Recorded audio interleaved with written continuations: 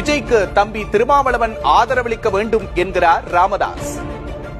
ஆளுநரை பாஜக இயக்குவதாக மக்கள் பேசுகிறார்கள் என்றும் தெரிவித்திருக்கிறார் ராமதாஸ்.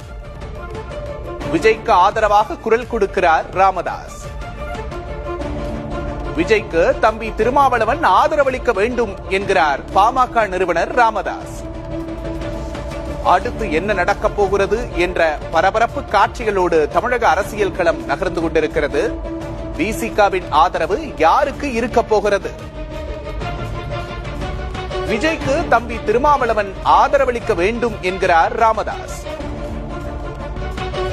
விஜயை திரும்ப திருப்பி அனுப்புவது ஏன் என்று கேள்வி எழுப்பியிருக்கிறார் ராமதாஸ். ஆளுநருக்கு உள்நோக்கம் இருப்பதாகவும் குறை கூறியிருக்கிறார்.